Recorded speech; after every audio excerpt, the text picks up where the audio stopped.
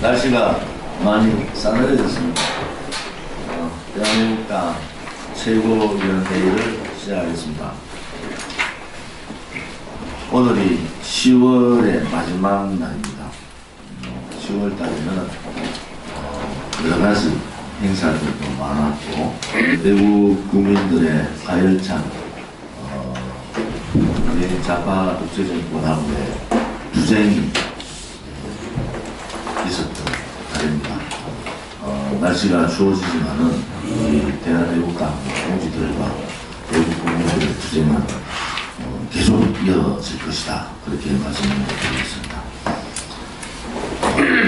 김경수가 지난해 대선 전 문재인 후보에게 드루킹의 댓글 공작과 관련해 보고를 했다는 법정의 증언이 나왔습니다. 그동안 우리가 예상했던 대로 이것이 사실이라면 김경수와 문재인 후보는 댓글 공작을 함에 있어서 어떤 연관성이 있는가, 이것이 핵심입니다. 또한 드루킹 댓글 공작이 2016년 불법 탄핵 과정에서도 이루어진 것이 확인된 만큼 김경수가 박근혜 대통령 불법 사기 탄핵에 어떤 역할을 한 것인가, 드루킹과 어떤 공모를 한 것인가를 밝혀야 합니다. 지난 29일 서울중앙지법에서 양모 필명 솔본 아르타는 김 지사가 문 대통령에게 경공모 관련 내용을 보고했고 자신이 보호해 주겠다고 말한 사실이 있느냐는 특검 질문에 네라고 답한 뒤 당시 경공모 회원들이 그런 말을 듣고 모두 박수를 치며 환호했다고 말했습니다. 이뿐이 아닙니다. 2016년 11월 9일 드럼나무 출판사를 방문해서 킹크랩 시연을 했을 때 킹크랩 극비라는 제목이 화면에 나오자 드루킹 김동훈이 김경수 의원 빼고 모두 나가라 라고 말했다고 법정에서 진술했습니다. 또한 김경수가 보낸 기사의 경우 우선 작업하라는 의미로 AAA, 3A라는 알파벳을 붙여 기사 주소를 올렸다고 합니다. 지금 좌파 촛불 정권은 하늘을 손바닥으로 가리고 있습니다. 진실을 숨기느라 급급한 모습들이 법정에서 나타나고 있습니다. 김경수가 드루킹과의 댓글 공작에 문재인 후보도 함께 알았기 때문에 김정숙 문재인 후보 부인이 경인선 가자라고 5번을 불렀을 거라는 여러가지 정황들이 나타나고 있습니다. 이 또한 법정에서 밝혀야 되고 특검에서는 밝혀야 합니다. 대한애국당은 그동안 드루킹 특검의 진실을 밝히기 위해 국정조사를 요구해왔고 더 늦지 않게 반드시 국정조사를 통해서 이 드루킹 댓글 공작을 밝혀야 되고 그 실체는 분명히 국민께 알려야 됩니다. 참 이 북한과의 안보쇼에 있어서 점이 가경입니다. 제가 국정감사에서도 얘기했습니다만 북한의 조평통 위원장인 리성건이 지난달 남북정상회담 때 삼성그룹 등 우리 기업 총수들에게 지금 냉면이 목공으로 넘어가느냐고 치욕적인 발언을 했다는 것입니다. 이 발언을 조명균 통일부 장관은 알고 있었다는 겁니다. 그런데도 항의 한번 하지 않았답니다. 도대체 대한민국이 왜 이렇게 됐습니까? 지금 삼성의 매출액은 북한의 8배가 됩니다. 북한은 30조 총생산에, 삼성의 매출액은 240조가 넘습니다. 지금 8배가 넘는 세계적인 대기업 총수 앞에 그들의 오만함이 극치를 이루고 있습니다. 도대체 대한민국의 문재인 좌파 독재 정권들이 그들한테 무슨 약점을 잡힌 겁니까? 회의 때마다 꼭 전화하는 사람이 있습니다. 매번. 지금 대한민국에서 김정은 눈치를 가장 보는 사람이 누군가? 김정은이 혹시 대한민국을 손 놓아버리고 자기의 길을 갈까 노심초사하는 사람이 누군가? 우리들은 똑똑히 지켜봐야 합니다. 대한민국 국민의 자존심은 도대체 어디로 갔습니까? 정말 치욕적이고 참담한 심정입니다.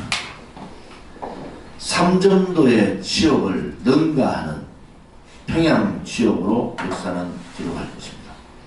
도대체 대한민국 국민이 무엇을 잘못했길래 이런 치욕을 당하면서까지 북한 평양을 가고 김정은의 괴뢰 정권한테 눈치를 봐야 하는 것입니다. 그 답은 문재인 좌파 독재 정권의 태생적인 한계입니다. 또한 좌파 독재 정권의 정체성이 드러난 것입니다. 심지어 트럼프 미국 대통령이 27일 북한 비핵화 협상과 관련해서 핵 실험이 없는 한 협상이 오래 걸려도 상관없다고 했습니다. 한편으로는 비핵화 협상이 장기의 교착 국면에 빠지고 북한에게 실간을 벌어주는 것이 아니냐라고 하는 우리 국민들의 우려도 있습니다만은 장기적으로 보면은 북한이 과연 유엔 대북제재, 미국의 대북제재를 견딜 수 있을 것인가 라는 데 저는 방점을 두고 있습니다.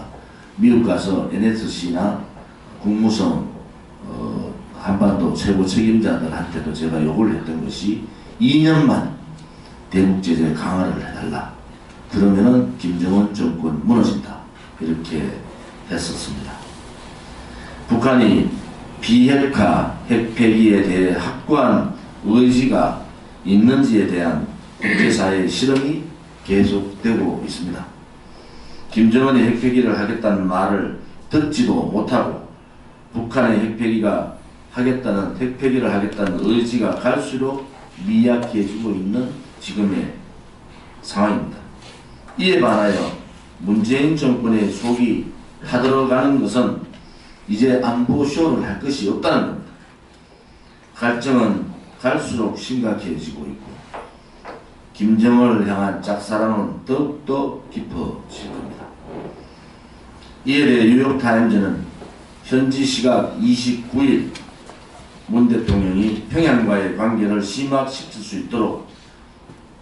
시킬수록 반발도 신속하게 일어났다며 이번 달 한국의 어느 주요 신문은 문 대통령을 김정은의 수석대변인이라고 표현했고 어느 미국 평론가는 1969년의 한 히트곡을 인용해 나쁜 달이 떠있다고 했습니다.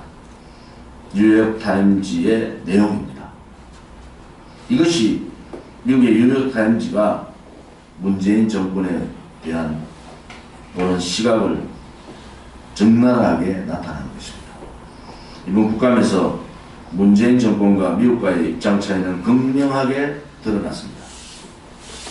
그 또한 이 언론 방송들이 숨기려 했지만은 국감을 통해서 대부분의 국민들이 알게 됐습니다.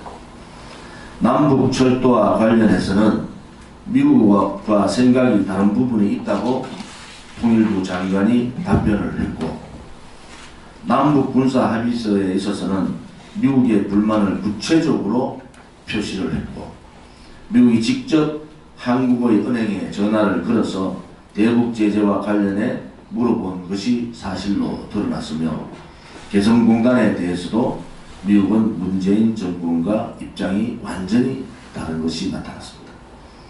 한마디로 문재인 정권은 우리의 우방국가인 미국과 전혀 다른 길을 가고 있다. 이렇게 말할 수 있습니다. 강력한 한미 동맹이 어느 때보다도 필요한 시기입니다. 북핵 폐기를 위해서는 대북 제재를 강화하고 한미동맹을 강력하게 추진해야 합니다. 그런데도 불구하고 문재인 정권의 한미 동맹 깨기 국민들은 와해하고 있습니다. 대한애국당은 한미동맹의 균열을 가져온 문재인 정권의 친북적 정책 방향을 강력히 규탄하며 이에 대한 문제점을 강하게 제기할 것입니다. 다시 한 번 더 말씀드립니다. 문재인 정권이 추진하고 있는 종전선언은 절대로 해서는 안 됩니다. 그리고 김정은의 답방에 대한 애국 국민들의 저항이 엄청나게 나올 것이다. 저는 그렇게 보고 있습니다. 지금 시장경제가 문재인 정권의 경제정책을 거부했습니다. 시장경제는 문재인 정부와 전혀 다른 반대의 길로 가고 있습니다.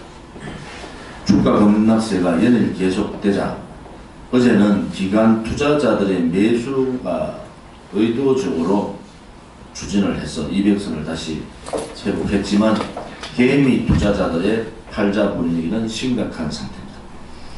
심지어 문재인 정권이 5천억 자금을 투입하겠다며 10년 만에 정시 부양책을 꺼내들었지만은 주가 폭락은 이루어졌습니다. 고용세습에 의한 20대들의 지지 이탈과 주식 폭락에 대한 30, 40대의 지지 이탈이 가속화될 것입니다. 그들의 지지 기반이었던 20대, 30, 40대의 지지 기반이 무너졌습니다. 앞으로 가속도가 붙은 지지 기반 이탈이 나올 것이다. 그렇게 보고 있습니다. 지금 시장에서는 문재인 시 정권의 경제정책에 대한 말과 행동을 전혀 믿거나 신뢰하는 분위기는 없습니다. 이제는 한계가 온 것입니다. 좌파 정권의 사회주의 경제정책의 실험에 바닥이 드러나고 한계가 온 것입니다. 심지어 아직까지 미중 무역 전쟁의 여파는 한국에 아주 작게 미치고 있습니다. 한미 FTA 개정에 따른 후속 폭풍도 아직 오지도 않은 상태입니다. 그러한 상태인데도 불구하고 이렇게 경제위기 상황이 가면은 앞으로 닥쳐올 엄청난 경제위기에 어떻게 대처할 것인지 국민들은 심히 우려를 하고 있습니다. 한국은행이 어제 발표한 2018년 10월 기업 경기 실사 지수 및 경제 심리 지수는 그야말로 기업의 체감 경기가 22개월 만에 최저로 악화되고 있음을 구체적으로 보여주고 있습니다. 보여주기식 일자리, 땜빵식 일자리, 최단기식 일자리, 알바 형태의 일자리, 또한 419조가 들어가는 대한민국 전체 가구가 3천만 원의 부담을 해야 되는 공무원 17만 4천 명의 정원으로 만든 일자리에 대한 대한민국 청년들은 고통스러워하고 분노하고 있습니다. 20대 청년들의 분노는 고용세습을 보고 그들이 믿었던 좌파 정권에 대한 지지 철회가 이어지고 있습니다. 고통스러운 시장경제 상황에서도 촛불 좌파 정권이 빨간 완장을 차고 저지르는 숙청, 수사, 탄압, 구속을 보면은 북한의 김정은 괴뢰 정권을 떠올리게 합니다. 심지어 울산의 현직 법원장은 법원이 구속영장을 발부하기 위한 기관이 아니다. 검찰이 구속영장 청구를 남발하고 있다고 비판했습니다. 제가 국정감사에서 밝혔듯이 2018년 9월 현재 2016년에 비해서 은행 계좌 추적 영장이 44%나 늘었습니다. 무작위로 은행 계좌 추적에 대한 영장이 발부되고 있습니다. 이것은 포각 정치입니다. 그들이 말했듯이 보수를 불태우고 보수를 뿌리 뽑아 버리겠다는 그들의 말이 그냥 허언이 아니라 실천하고 있다는 것을 보여줍니다. 2018년 9월 현재 그렇습니다. 만약에 올해 12월까지 영장 발부, 계좌 추적 영장 발부율은 훨씬 더 늘어서 60%가 될 겁니다. 2016년에 비해서 계좌 추적 영장 발부가 60%가 늘었다는 것은 도대체 이 정권이 어떻게 정치를 하는 것을 단적으로 보여주는 겁니다. 여기에 대한 답은 경찰청장도 행정부 장관도 못하고 있습니다. 우리 외국 국민들께서 치열하게 투쟁을 하고 이제는 문재인 좌파 독재 정권의 퇴진과 그들이 하고 있는 사회주의 정책에 대한 불복종 운동을 해야 된다. 대한민국을 이렇게 망하게 할 수는 없습니다. 이제 모든 국민들이 하나의 뜻을 모아서 박근혜 대통령 구출과 자유민주주의 구출을 위해서 사망해버린 법치를 바로 세우기 위해서 함께 투쟁해야 합니다.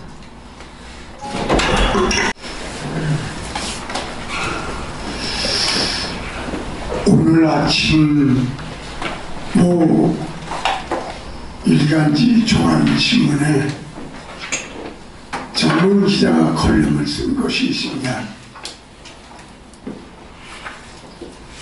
여당은 20년 집권론을 외치는데 범보수 대통합은 지지부진하면서 박근혜 대통령 탄핵 평가는 후대 역사에 넘기고 등등 기사를 칼럼을 썼습니다.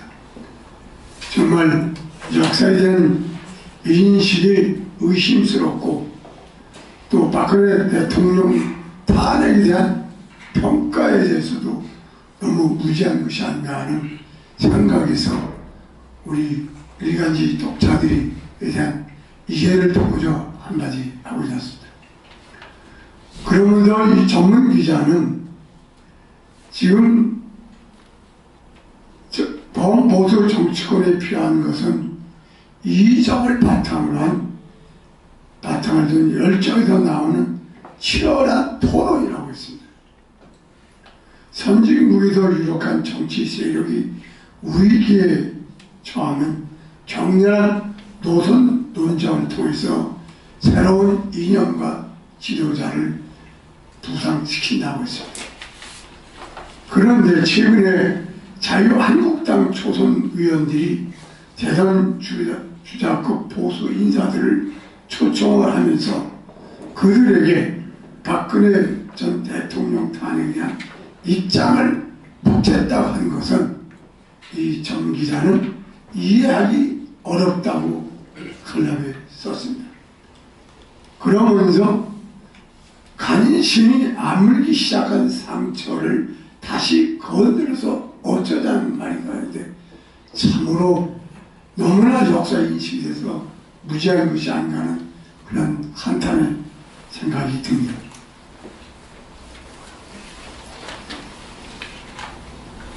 그러면서 이 전문 기자는 박근혜 탄핵을 재론하는 것은 보수의 통합에 전혀 도움이 되지 않는다.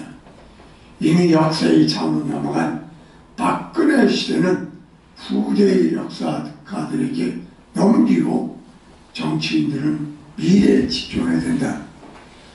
여기에 대해서 정말 역사의식과 박근혜 대통령에 대한 탄핵이 불법 탄핵은 전혀 무지한 그런 인식이 발휘하지 아닌가 하는 생각에서 한마디를 하고자 합니다. 우리 국민 여러분이 다 아다시피 박근혜 대통령 탄핵은 불법 탄핵이고 촛불 난동 세력에 의한 가짜 뉴스와 외국 허위 보도에 의한 정권 찬탈입니다. 또한 이 박근혜 대통령의 국회 소추, 탄핵 소추는 가짜 뉴스와 왜곡된 검찰의 공소장을 기반으로 한 탄핵이기 때문에 이것은 불법이고 무효인 것입니다. 또한 헌법재판소에 넘어간 탄핵소추 판결의 직전에 당시 유력한 대통령 후보였던 문재인 후보는 헌법재판소가 탄핵 소추를 인용하지 않으면 혁명으로 간다는 공갈 협박죄에 발언을 했기 때문에 묻지 못할 8대0의 그런 인용한 그 판결이 나왔습니다. 이런 등등으로 봐서 이 헌법재판에 또는 헌재의 판단에 이런 위협적이고 공갈 협박적인 그러한 판결은 무효라는 것이 대법원의 판결에 나온 판례가 있습니다.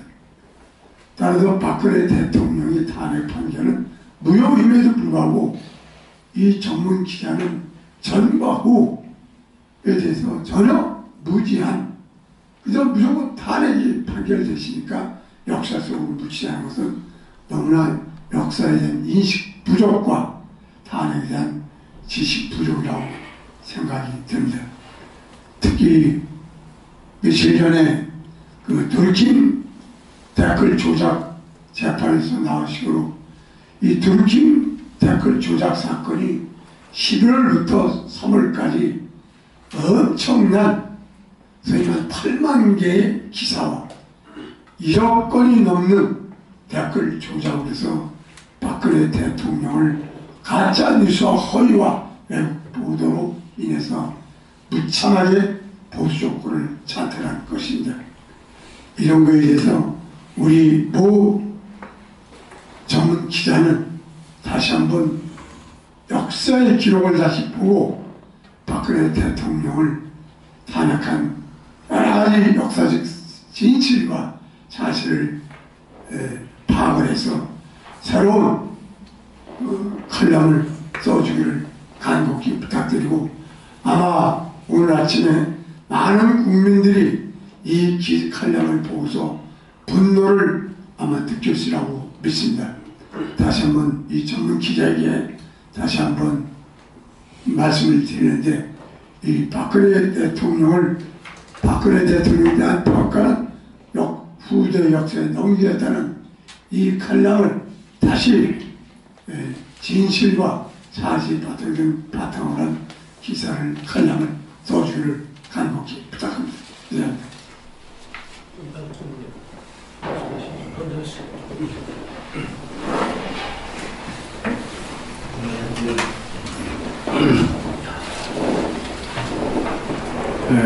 최근 세계의 기류를 보면은 북한 핵 문제와 함께 북한 인권 문제를 크게 부각시키고 있습니다.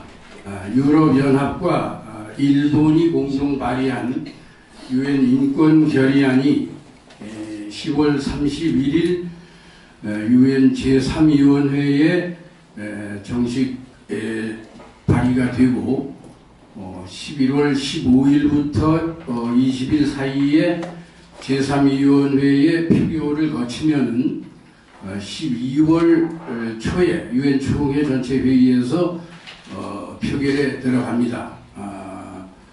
그러면 바로 이제 공포가 될 텐데 지금 유럽연합과 일본 등 세계는 인권 문제, 북한 인권 문제에 대해서 새롭게 주목을 하고 크게 이슈화시키고 있습니다. 그런데 정작 이 문재인 정권은 북한 인권 문제에 대해서 귀 막고 입 닫고 있고 탈북자 단체에 대한 각종 지원을 대폭 축소하고 있습니다. 또 한 가지 우리가 주목해야 될 것은 그동안 탈북자 프로그램을 꾸준히 방송을 해오던 채널A와 TV조선의 프로그램 구성 방향이 완전히 바뀌었습니다. 그동안에는 탈북자들의 그 탈북 과정의 고통이라든가 이런 것을 비교적 소상하게 증언 중심으로 방송을 해서 많은 분들의 공감을 받았었는데, 요즘의 방송 방향은 북한 찬양 일색으로 바뀌고 있습니다. 지금 이것은 심각한 문제라고 생각이 됩니다. 그런데 정권과 여당은 지금 상황을 우리 국민들이 인식하시는 대로 그럴 수밖에 없다고 해도 거대 야당 자유한국당마저 북한 인권 문제에 대해서 외면하고 있습니다. 지금 우리 대한애국당은 지난주 태극기 집회부터 탈북 인권단체 주요 간부들을 연사로 모시고 북한 정권의 악랄한 인권 유린 행위를 낱낱이 지금 폭로하고 있습니다. 우리 대한애국당의 이러한 시도는 북한 인권 문제를 세계의 기류와 함께 공조하면서 우리 대한애국당이 북한 인권 문제를 주도하는 정당으로서의 그 가치를 한층 더 높여간다고 생각합니다. 그래서 지금과 같은 기조를 더 강화해서 당이 북한인권특별위원회를 구성하기로 한 것은 시기적절한 조치라고 생각이 듭니다. 앞으로 토요 집회는 물론이고 지금 탈북자 인권 단체들이 상당히 많이 있습니다. 이 단체를 정식으로 우리 당이 초청을 해서 단체 간부들과 간담회를 갖는다든가 또 토론회를 갖는다든가 해서 우리 대한애국당이 전 세계의 주요 정당과 인권단체와 함께 북한 인권 문제를 주도하는 정당으로서 자리매김을 했으면 하는 생각입니다. 그리고 방금 이규택 최고위원께서 말씀을 해주신 우리 박근혜 대통령 탄핵에 대한 불법성과 인권 유린에 대해서 우리가 그동안 무죄석방 소명을 2년여 지속해 오면서 지금 100만 명이 훨씬 넘은 분들이 국민들이 서명을 해 주셨습니다. 이것을 서명하는 것으로 그쳐서는 안 되겠고 이제는 이것을 전 세계의 인권단체와 유엔에 호소를 해서 이제 하나하나 실질적인 여론화를 시켜야 될 걸로 생각이 됩니다. 그래서 지금까지 그 서명한 서명 명부를 정리를 해서 유엔 인권위원회라든가 미국 의회, 백악관 이런 세계의 우리의 그 국민의 참 뜻을 알리고 지금도 인권 유린을 일삼고 있는 이 문재인 정권에 대해서 전 세계에 호소하고 고발해야 될 걸로 생각이 듭니다. 이상입니다.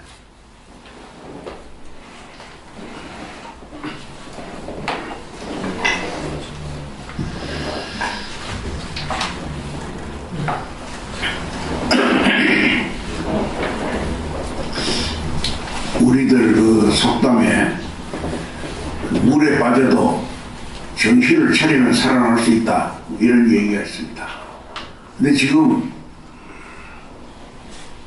남의 당을 이러쿵저러쿵 좀 비난하고 나서기에는 좀 적절치 않다고 생각할 수도 있고 더군다나 제가 일평생 몸담아오던 주류 보수당에 몸담았던 사람으로서 비판하기는 좀 적절치 않은 말이지만은 정말 봐도 살아날 기색이 보이질 않아요. 오늘 아침에도 텔레비에서 무슨 자유한국당이 왜 선거에 졌는지를 용역을 줬대요. 자기들 스스로도 금방 다 알 수 있는 일을 뭐 돈이 너무 많아서 그런지 뭐 때문에 그걸 용역을 줘. 그런데 그 용역한 놈들도 근데 빨간물이 전부 머리에 드는 사람들인지 폐의 원인이 대선 패배와 지방선거 패배 원인이 경직된 안보관 때문에 졌다. 이런 결론이 나온 거예요. 이 말이 되는 얘기예요? 정반대 얘기를 하고 앉았어 지금. 한쪽에서 안보를 무너뜨리는 정치 세력이 있으면 그걸 지켜야 된다는 세력이 맞서야 되는데 이게 정신을 잃어도 보통 이런 게 아니에요. 지금 패배 원인이 좌쪽으로 좀 안 가서 그래서 진 걸로 지금 착각을 하고 있어요. 이러면 절대로 해석될 수가 없습니다. 우리 사회에 아무리 편향적인 시각을 가진 국민이 많다 그래도 고정적인 우파 신념을 가진 사람들보다 훨씬 적습니다. 근데 중도 세력이 많은데 그 중도 세력이 순간적인 감정에 의해서 이쪽을 지지하느냐 저쪽을 지지하느냐에 따라서 정권의 향배가 왔다 갔다 하는데 일시적으로 언론이 계획적인 그런 협잡을 해가지고 국민들을 현혹하는 바람에 박근혜 대통령을 탄핵하고 나니까 마치 안보 정책을 너무 강하게 나가기 때문에 국민들이 등을 돌린 걸로 이거 착각하고 있어요.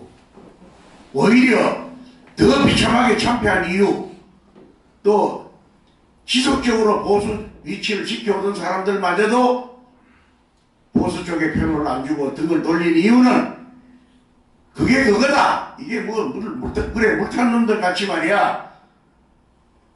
빨갱이로 가는 사람들이나 그걸 막아야 될 사람하고 똑같구나.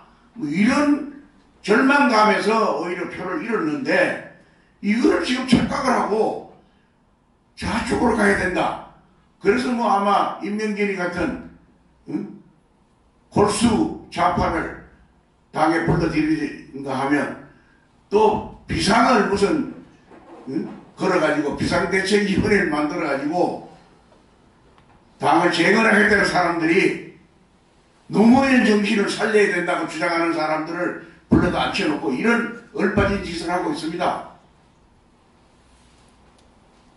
이래가지고 애국 세력들에게 표를 받겠다고 이거 말도 안 되는 지금 짓거리를 하고 있어요. 혹시라도 우리의 연대할 수 있는 우호 세력이라도 되어주기를 바라면서 고대하고 있었는데 갈수록 지금 태산이에요.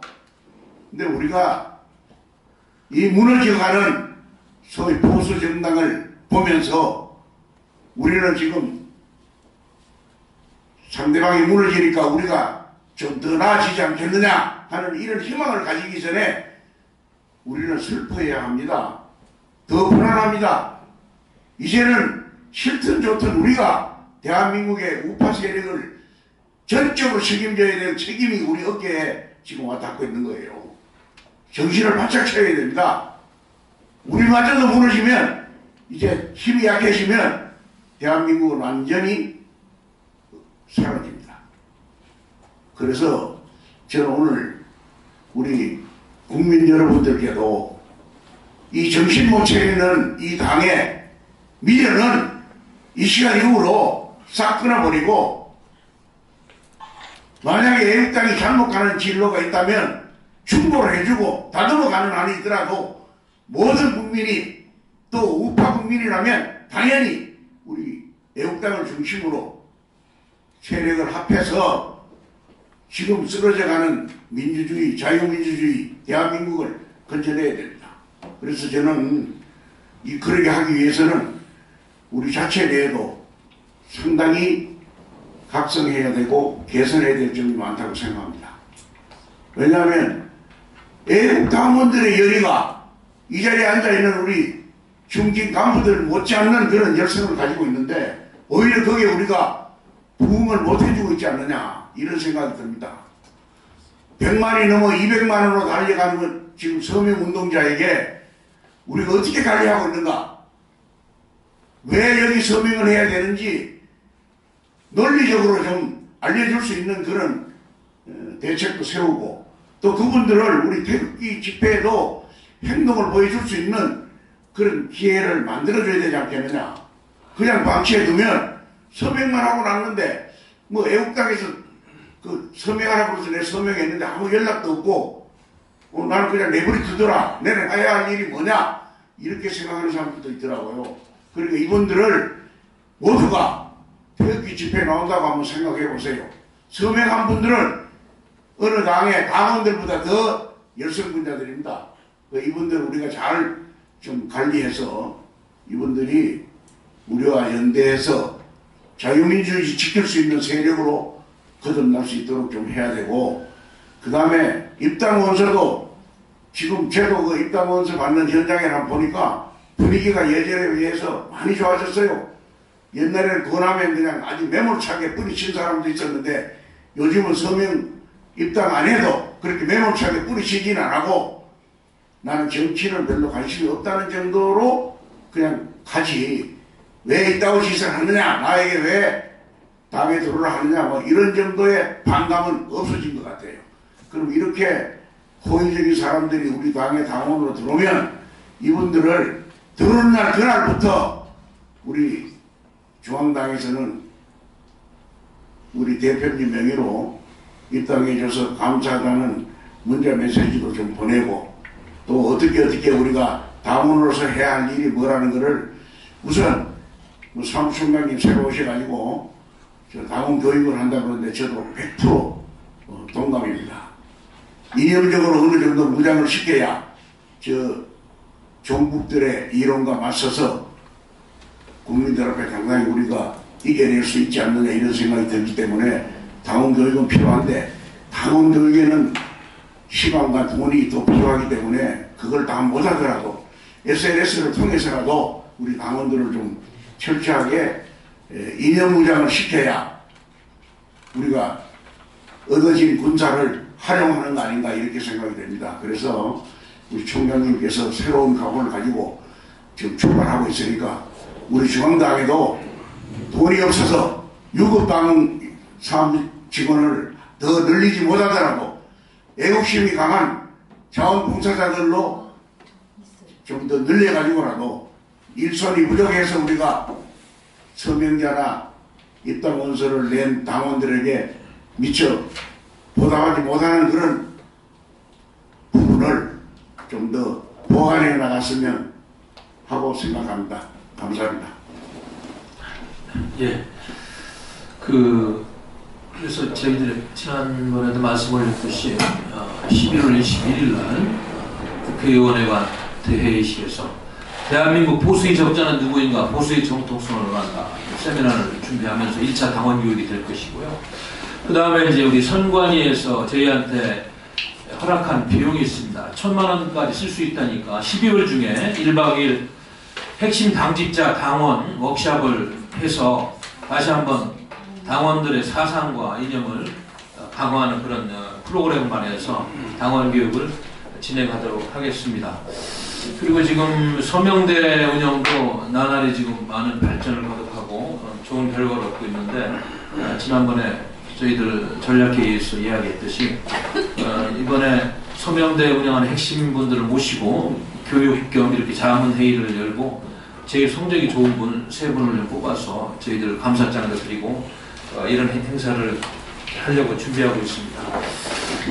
이제 시도당 위원장들이 이제 이번에 다 뽑히시고 정비되고 또 사무처장까지 인선이 되고 그러면은 거기에 맞춰가지고 저희들은 또 중앙의 위원회들, 상설위원회, 직능위원회 분리는 안 되어 있습니다만은 다시 개편해서 지금 2기 체제에 맞게 한번 정비하는 그런 작업을 하도록 하겠습니다. 그렇기 때문에 우리 당원들께서도 좀 더 적극적으로 이런 위원회에 참여해서 일을 하고 당의 발전을 위해서 헌신하겠다는 분들은 언제든지 우리 당에 좀 전화하시고 찾아오셔서 의견을 주시기 바랍니다.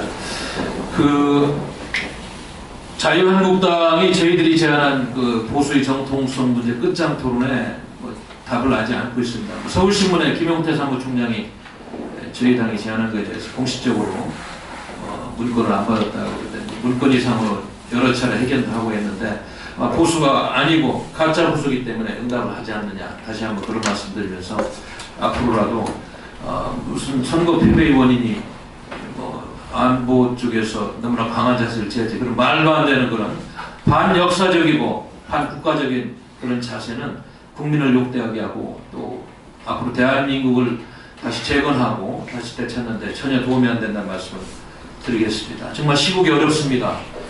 여러분들도 아시다시피 저도 외교관 생활을 좀 했습니다만 외교부의 전직 외교관들이 23명이 전직 대사들이는데 그분들은 사실은 가장 어떻게 보면 보수적이고 앞에 나선을 꺼리는 분들인데 시국선언을 했어요. 정말 강경한 어조를 했더라고 보니까요. 지난번에 대한민국 예비역 장성들 모이면 성우의 성명서보다 수위가 굉장히 높습니다. 판문점 선언, 평양 선언을 폐기하라고, 남북 군사 합의서 폐기하라, 그리고 한미는 일제히 정부의 활동들을 중단하라, 그리고 한미일 안보 협력을 더 강화해라 등등 해가지고 북한 인권에 또 참혹한 문제까지 해가지고 정말로 이 나라의 지식인과 관료들이 이제 하다 임계점을 넘어서 곰다 보니까 나서고 있습니다. 그러나 더욱더 중요한 것은 이 선언으로 그쳐서는 안 됩니다. 행동을 해야 되는 거예요. 우리 지금까지 대한민국을 지키기 위해서 기득권을 누려오고 많은 혜택을 받은 분들은 이제 일선에 나서서 선언에서 그치지 말고 행동을 하고 마음으로 애국하는 게 아닙니다. 우리 조갑재 씨가 그런 이야기 하더라고요. 애국은 행동과 지갑으로 하는 것이다. 마음만 가지고 하는 것이 아니지 않습니까? 행동을 하기를 바라고 우리 대한애국당처럼 일당 100으로 매주 태극 집회를 통해서 또 각종 여러 활동을 통해서 나라를 지키기 위해서 여러 가지 좀 땀을 흘리는 당원들과 함께 이분들이 좀 동참하고 같이 애국심을 나누는 그런 시대가 왔으면 좋겠습니다. 제가 보기에는 아주 다급합니다. 많은 시간이 남아있지 않습니다. 한 5, 6개월 내에 많은 일들이 있을 것 같고 우리가 그 안에 힘을 모아서 잘못된 방향으로 가고 있는 이 모든 것을 좀 바로잡아야 되는 다급한 시점이다 이런 말씀 드리겠습니다. 여러분 다 같이 힘을 합해서 우리 당을 중심으로 한번 전선을 가다듬고 같이 투쟁하는 그런 시간이 됐으면 좋겠습니다. 감사합니다.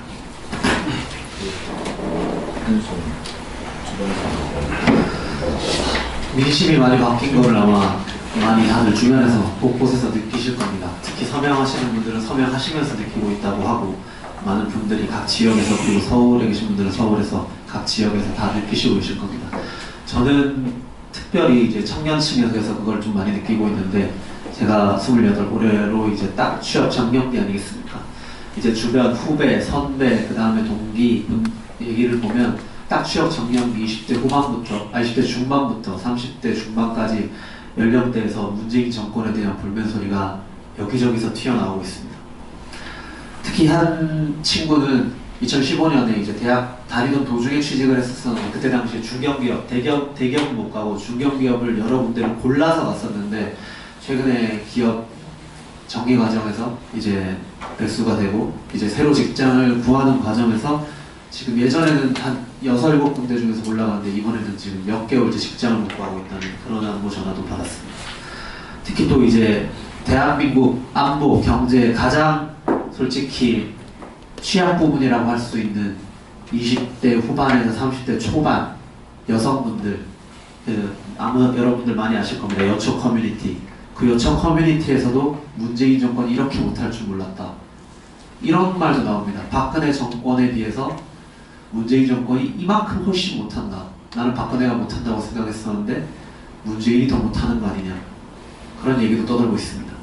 여러분 이렇게 피부로 느낄 만큼 여러 민심의 변화가 오고 있습니다. 근데 제가 말씀드리고 싶은 거는 그 민심을 쓸어 담는 곳이 어디가 돼야 되느냐. 저는 대한애국당이 돼야 된다고 생각합니다. 아까 상임 고모님께서 얘기하셨듯이 지금 자유한국당은 대선에 그리고 지선의 패배 요인은 자신들이 얼마나 잘못했느냐가 아니라 박근혜 대통령 탓으로 돌리고 있고 또한 대적적인 그러니까 대북관이 너무 강경해서 국민으로부터 버림받았다 이런 식으로 평을 하고 있습니다. 제가 여기에 대해서 그 관계자들에게 딱 한마디만 드리자면 그래도 안보를 지켜줄 거라는 그 조그마한 티끌 같은 그 믿음 때문에 그만큼이라도 표를 받았다고 저는 말씀드리고 싶습니다. 만약에 안보를 지켜줄 거라는 지금 문재인 정권이랑 똑같이 대북관을 가져갔다면 그마저도 못 가져갔을 거라는 확신을 가지고 이런 말씀을 드리겠습니다. 자, 이제 우리가 쓸어 담을 때가 왔습니다. 이제 사무총장님도 선임이 되셨고 이제 오늘로써 신호당 위원장 선거가 끝나고 이제 제2의 대한애국당이 도약을 해야 됩니다. 저렇게 박근혜 대통령 탓 그리고 잘못된 대국간 탓으로 돌리는 저런 그냥 책임 회피만 하려는 이들에게 대한민국을 넘겨주면 안 됩니다. 대한애국당이 대한민국을 제대로 유지시키고 발전시키고 꼭 희망차게 할 수 있다고 생각합니다.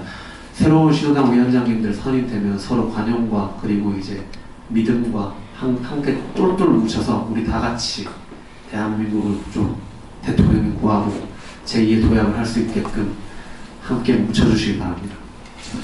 예, 그 시도당 위원장 선거 그다음에 또 추가 인선 결과를 당원당규 우리 관리위원회 내규에 의해서 다 결정한 후에 대표님께서 월요일 날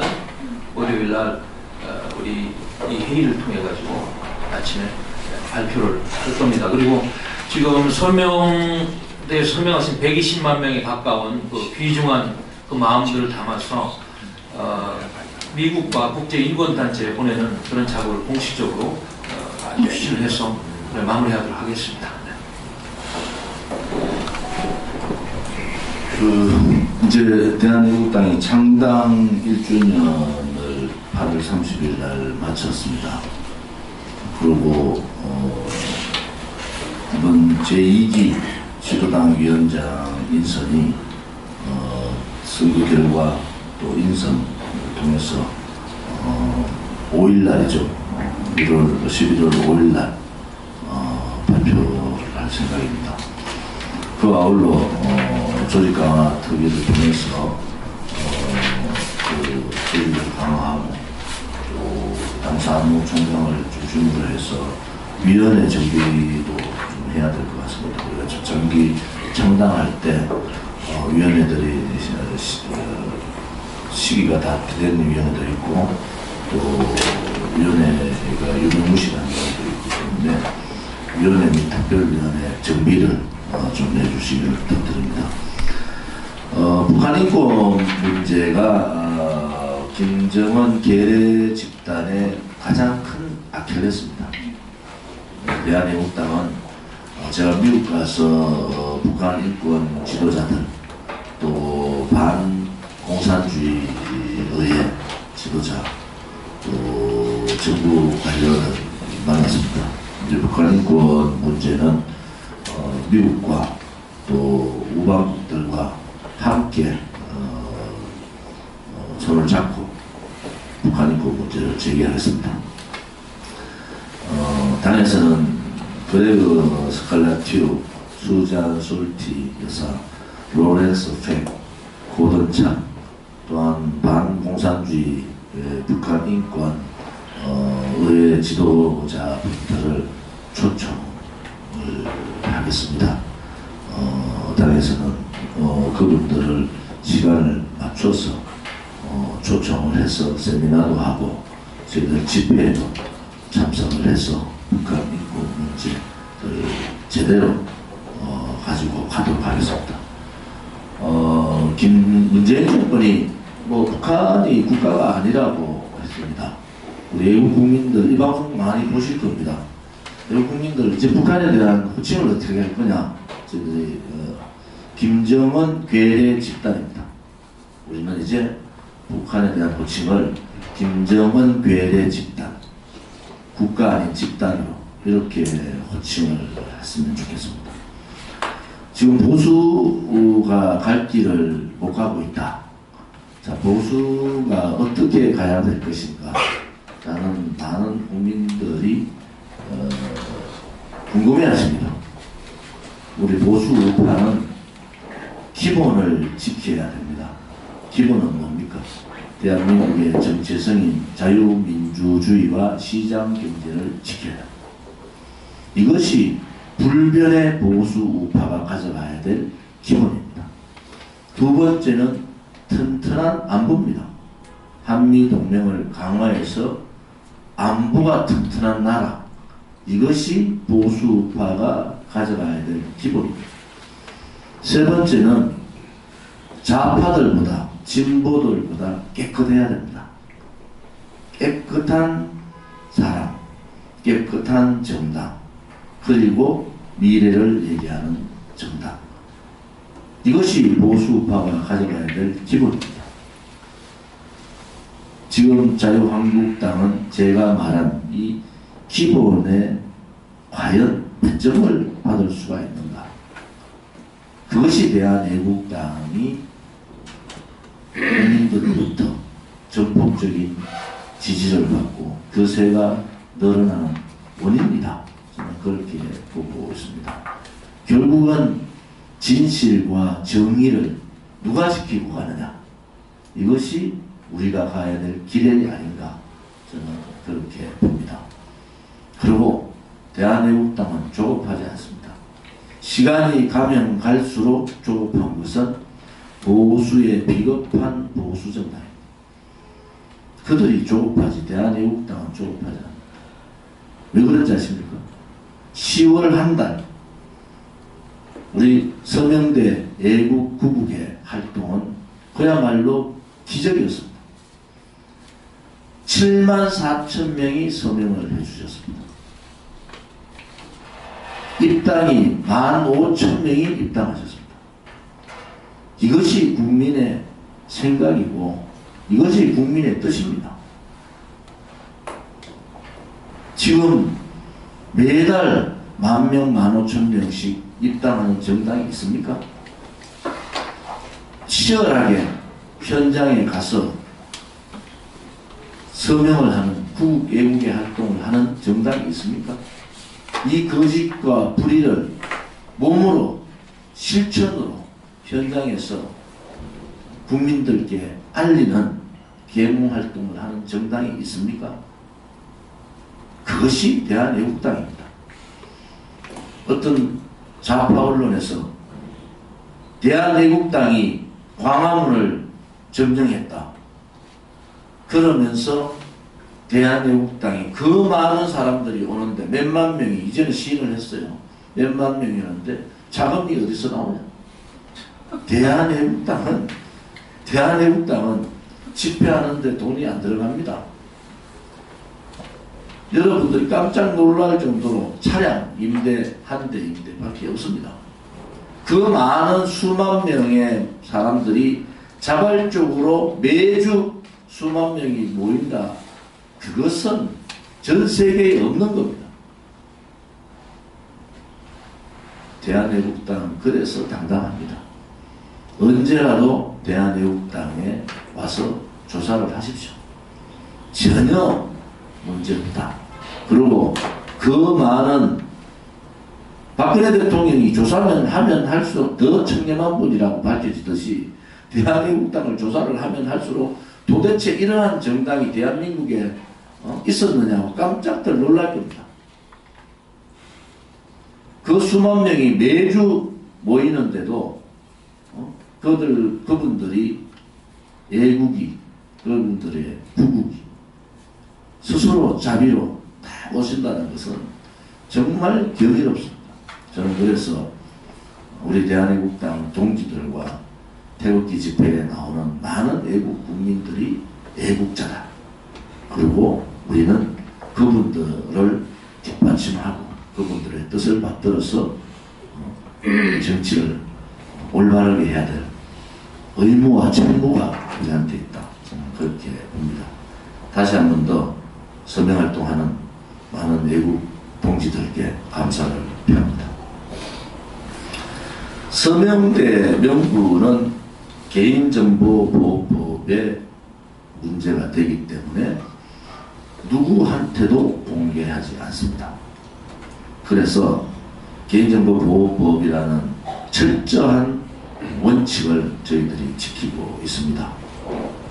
서명대 명부를 혹은 당원 명부를 개인적으로 갖고 계시면 개인정보보호법에 의해서 굉장히 엄한 처벌을 받습니다. 서명하시는 분들 유의를 해 주시기를 부탁을 드리고요. 그래서 저희들이 지금 120만 명이 넘어가는데요. 서명대가 이 부분을 개인정보보호법에 위반되지 않는 한도 내에서 어떻게 저희들이 활용할 것인가, 그 부분은 많은 고민을 하겠습니다. 저는 당대표로서 개인들의 정보가 더 중요한 입장이다. 저는 그렇게 보고 있고, 정당의 자유 중에 하나는 정당의 자금 문제와 정당 당원의 보호입니다. 그래서 우리가 정당을 만든 이유는 뭐 보수 정당을 분열하기 위해서 만든 것이 아닙니다.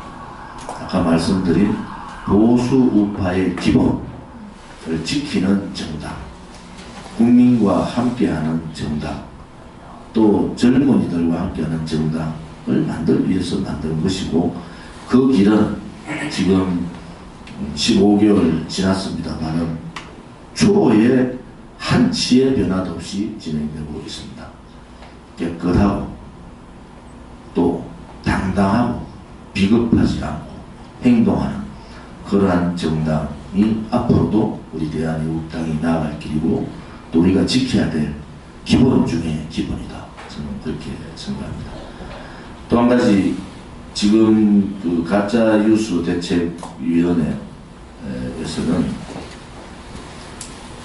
베이징이 이번에 또 해킹 테러를 당했습니다. 의도적인 해킹 테러라고 봅니다. 유튜브와 1인 미디어에 대한 탄압에 대해서도 우리 가짜뉴스 대책위원회에서 적극적인 법적 대응을 해주시기를 바랍니다. 유튜브의 활동을 막겠다는 것이 지금 가짜뉴스의 핵심입니다. 그래서 우리 애국당은, 대한애국당은 유튜브 및 1인 미디어의 탄압에 대해서 가짜뉴스 대책위원회와 당의 법률 지원단이 함께 이 문제에 대해서 적극 대처해 줄 것을 요청드립니다. 비공개로 하겠습니다. 비공개로 진행하겠습니다.